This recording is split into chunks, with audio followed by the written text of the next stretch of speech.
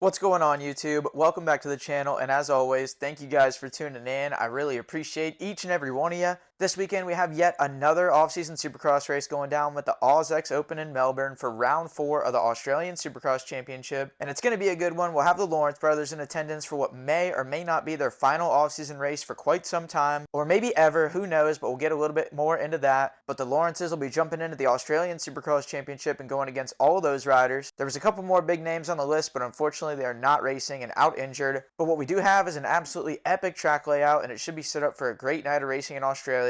And in today's video, we'll preview all of that, all 3 classes, how to watch the race, and much more. But before we do, you guys know the drill. Got to give a huge thank you and a massive shout out to my channel sponsors. ASV Inventions, home of the Unbreakable Lever, Serious Studio, who can take care of all your merch needs, and then the DesignLabCo.com. They got some great designs in their lab at their co, and if you guys buy from them, a small slice of the sale goes to me to help support the channel and keep us going. So if you support them, you are literally supporting me. And shout out to Simplify, a brand new sponsor of the channel. They're an automatic booking and payment system built for solo entrepreneurs. Whether you're a moto coach, trainer, or really any kind of business where you have clients booking you, Simplify will make your business way more efficient, way more profitable, and it'll make your life way the hell easier. Go to simplify.earth to sign up and use the code MAT9509 to save. I have all the rest of my links and discount codes in my video description, and I hope you guys enjoy today's video. Alright, first topic of today is going to be the Lawrence brothers, as we just saw them in Paris last weekend, and wasn't a very good outing for them. A massive struggle, probably the worst day that Jet Lawrence has ever had in motocross, at least the worst day that I've seen. Hunt has seen some dark days, but yeah, he had a couple more. Huge crash in the whoops. We even saw some damage to the helmet. Luckily, it wasn't any damage to his head, but yeah, awful weekend for the Lawrence brothers, and I'm a little bit surprised that the big talk with them is that Honda HRC, they only sent them with suspension. I guess they had stock motors, which when you have this much money and investments tied up into these guys, I feel like it's a little bit of an oversight to send them over there with stock engines. I mean, that's just an extra element that they don't really need in their contract to have some sketchier than kindergarten artwork moments. I mean, maybe if Jet had started further up front, he wouldn't have gotten sniped by Tom, and maybe if Hunter was further up front going into the first corner, he wouldn't have washed out on that first start of the weekend and kind of set the tone from there. But they'll be back for this weekend. There's not near as much competition for the Lawrence brothers as there was in Paris, because in Paris you had Malcolm, Cooper Webb, and those guys can seriously bring the fight to the Lawrence brothers at pretty much any given moment. But at this Aus-X Open, last year it was a little better of a lineup. They had Cooper Webb, but this year it's pretty much just the Lawrence brothers and then the guys in the Australian Supercross Series. So it's probably going to be a little bit more of a low-key, less stress environment for them this weekend, and maybe it'll be a little bit calmer of a time for them to work out some of those kinks, get a little bit of testing done in race conditions, because yeah, Paris was brutal, a lot of crashes, more crashes than I think we've really ever seen out of the Lawrence brothers. And if you remember back to the beginning of Supercross last year, they had that new model Honda. They were really struggling with it, especially if you think back to A1. It was pretty much a disaster. I think they're still working out some settings and some kinks, and also, if you remember, they didn't exactly get to finish the Supercross Series last year, so there's more than likely some more work to be done on the setup front for them, and this race should be another good time to do it. And even though the Lawrences have a lot to do with this race, and it's in their homeland, it's kind of a homecoming for them, there's kind of some rumors floating around that they won't be participating in this race or any other off-season races from this point forward. I guess with Paris, they had a multi-year contract that they signed a couple of years ago, so they kind of had to honor that for this year. And then same with the Aus-X Open. I think they maybe had a multi-year deal, but I heard some talk on some of the post-race podcasts. I honestly don't know what info came from which guy, but it was either Steve Mathis from Pulp MX or Lewis Phillips and Michael Lindsay from Vital MX, but one of those three, they were talking about how the Lawrences have already said that they're not doing any of these races next year. I think even MXON was a little bit in jeopardy until they won again, so they're kind of going to have a hard time at not going back and defending their win for their country. But yeah, who knows how this is going to go going forward, because the Lawrences, they're getting a lot asked out of them. They're already doing a long super motocross and outdoor season, and that already takes enough of a toll on you. And then you got the Motocross of Nations and then these off-season races. So the brothers appear to be a little bit worn thin, especially when you consider that at the beginning of the 2025 season, they came in a bit behind the 8-ball, maybe because they were doing so much traveling and racing and they just didn't quite have enough time to stay on the homestead and get the testing done and all this and that. But yeah, this may or may not be the last time you get to watch the Lawrences at an off-season Supercross race for quite some time. And I think it's on the stock engines again, but you guys know the Lawrence brothers. They're aliens, and if I were you guys, I would enjoy this one while you have it, because it might just be AMA only from this point forward. But those guys will be in the 450 class, and then the SX2 or the 250 lineup, It had a lot of potential at the National. It could have been really good because they had Cole Davies and two Jews Beaumaire both signed up, but as luck would have it, both of them are injured. Two Jews had the massive crash in Charlotte. I believe it was a back injury, a very serious one, and I don't think we'll see him until at the earliest Pro Motocross 2026. So, huge get well soon to two Jews. And guys, I've said it before, but I'll say it again. I'm not calling him two JEWs. I'm calling him two JUs because his name is Juju. So, everybody calm down. But then we got Cole Davies. I believe it was a thumb injury. I think he sustained it at the end of SMX or maybe right afterwards. Had to get surgery, and that put him on the sidelines for this race as well. So if you had Cole Davies and two Jews going at it against all these SX2 Australian riders, I think it would have been a really good show because both of those guys were race winners in 2025 in the AMA series. So that would have been some serious star power in the SX2 class, but unfortunately not going to be in the contract this year. And then there's also an SX3 class. I don't know many of the guys in it, but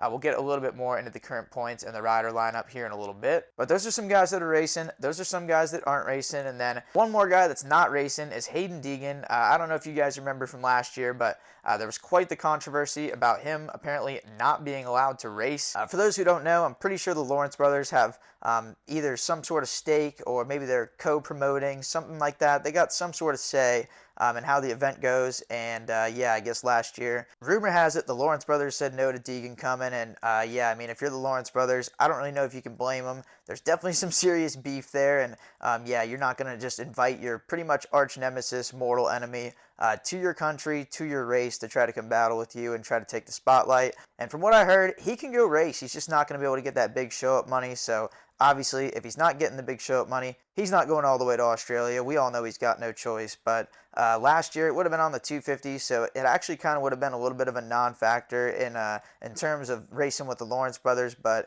this year, it would have been really good now that he's on the 450. But the debut, he already got that out of the way in Argentina, so we've already seen it. And we're not going to see it again at this Australian race, but yeah, this weekend's the Aus-X Open, and then 1 week later, the next weekend, is the Australian round of the World Supercross Series. So you won't see him at this one, but just wait a week, he'll be there. But now that we got the Lawrence and the Deegan topics out of the way, I feel like most of you are probably going to turn the video off, but we still got plenty more info. Now we got some entry lists, or not really an entry list, but more just the current points for the Australian Series in the SX1, SX2, and SX3 classes, because I was not able to really find an entry list per se. So we'll just go over the current points, because if they're in points contention, unless they're hurt, then they're probably going to be at this thing. So let's get into it. Coming into this round in the SX1 class, it's Dean Wilson who leads the points, and as far as the series goes, I feel like he's pretty much far and away the best rider, especially when you factor in the whoop section. But Dino's got the points lead, then it's Cedric Subaraz in second, Hayden Melross third, and then Luke Clout, who's been on a bit of a world tour himself, along with Mitchell Harrison in fifth. But then we got Dylan Walsh, Aaron Tanti, Filthy Phil's in the mix. You know he's going to flip somebody off. Luke Zielinski, Liam Jackson, and the rest of the field, who I don't really know. And then, of course, we're going to have Jet and Hunter Lawrence. So not the star power that we've seen in years past, but still going to be a pretty solid SX1 class. And then in the 250 class, or the SX2 class, it's actually American Lux Turner who's taken the field by storm. Pretty damn cool to see. The dude came from being a C rider at Loretta Lynn's to now becoming a solid pro. The Monster Energy CDR Yamaha team got an epic pickup, and he's killing it for him. Then we got Ryder Kingsford, Alex Larwood, who he's a loose unit. Watch out for him. He's a legend. I think he did like a front flip 360 tail spin at the last round, so stay tuned for all that. But then it's Thomas Wood, Jace Cosford, Wilson Todd, Jake Cannon, Reese Budd, and a whole bunch of other Australians. And then down towards the bottom is Shane McElrath for the Firepower Honda team. Pretty sure he's going to be there, but I don't know 100%. I mean, I'm pretty sure he's riding the series, so he must be racing. And then, like I said, we don't get two Jews or Cole Davies. I mean, wouldn't have really been a battle between those two and anybody else in this field, but definitely would have been a battle between the two of them, and we're not getting it. And last but not least, the SX3 class, which is more 250 riders, but I think it's more of a junior, maybe even an amateur type class. But this one's being led by Cade Kingsford, followed by Jet Alsop. American Club MX rider Ryder Malinowski's in the mix in third place. And then as for the rest of the field, I don't know any of them, but when you have a field of a little bit less experienced racers on a Supercross track, it's definitely going to be entertaining and probably wild, and there's probably a pretty good chance this is the most exciting race of the night. But that's everybody who should be participating in the racing. I'm sure you guys are wondering how you can actually watch the racing. And there is one way. You could just show up in person to Marvel Stadium on November 22nd and catch it all live and in person. But I'm sure a lot of us aren't doing that. I mean, I'm from the United States. It's a pretty long flight. I ain't even got a passport. So for those of us like me, In North and South America and Africa, it looks like you can watch it on Racer Network, which I did a little bit of research, and it looks like Racer Network is actually what used to be MAV TV, so catch it on there in North and South America, Africa, and Europe. But then we got Russia. It's only SPO TV, so I don't know if that's like a KGB broadcast or what, but if you're Russian, check that out. Then it looks like part of the world is somehow showing this thing on TikTok. Some more SPO TV in Asia, and then the land down under, Australia and New Zealand. You got Sky Sport, KO, Freebies, Fox Sports. I don't even really know, but it looks like you got options. And those are the places where you can watch it, but then as far as when to watch it, the time zone conversion national is pretty gnarly on this one, but it's from 6 to 9:30 p.m. local Australian time, and for us greasy Americans, that's actually going to be in the morning for us from 4 a.m. to 7:30 in Eastern time. If you're on the West Coast, don't even bother going to sleep, just stay up and wait till 1 a.m. to start watching it. In the United Kingdom, it's from 10 a.m. to 1:30, and just for good measure, in Brazilian time, it's also 7 a.m. to 10:30 a.m., which Vamos Enzo, even though he's not racing. Now let's get into one of the coolest parts of the event, and that is the track layout, because this 2025 version, it's a badass layout. Pretty technical, looks like it has all the main aspects of Supercross, and it kind of looks like an AMA track. But a quick preview, you got the start right down the middle, a long start straight into a sweeping left-hander. Then you're into your first rhythm section. Looks like it's going to be a triple, and then maybe a double out into your first 180 bull corner to the left. Then we got our second consecutive rhythm section. I think this one will be a 3 out of the corner, and then maybe a quad, tabletop over 2 singles, and then a single out, a bull corner to the right, and then backwards onto the start straight into this little sweeper, 3 singles, a little wheel tap, or a pop triple into another left-handed 90, a pop double out of that, and then you got a 3-2 into another left-handed bull corner.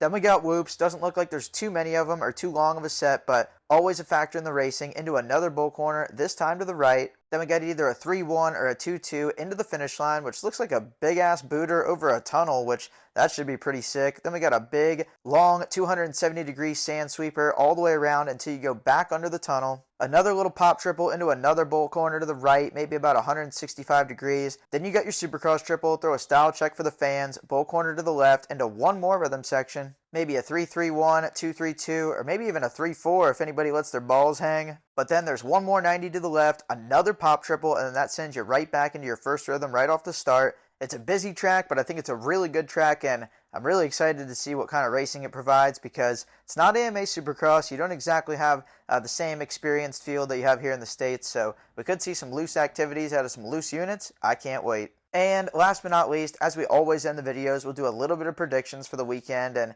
I'm just going to keep it simple with this one. I'm just going to do the 450 class because I don't even really know all the 250 guys, and I don't want to just make a bunch of crappy, horrible predictions that are way off. So in the 450 class, I'm going pretty simple. Jet Lawrence for the win, Hunter Lawrence for second, and then Grandpa Earl. Dean Wilson gets third. And I'm even going to throw in a bonus prediction. Filthy Phil yells at somebody and flips somebody off or gives him the throat slit gesture. I'm actually betting the house on that one. But as far as today's video, that's all the info I got for you guys. Really appreciate y'all tuning in. And as always, let me know in the comments if you liked the video, if you hated it, if I suck at what I do, or if you enjoyed the info. Even if you want to hate on how we talk, I haven't heard as much of that lately. But if you guys want to bring it back, by all means, we're here for it. But thank you guys again for watching. Really appreciate it. And I'll catch you guys next time.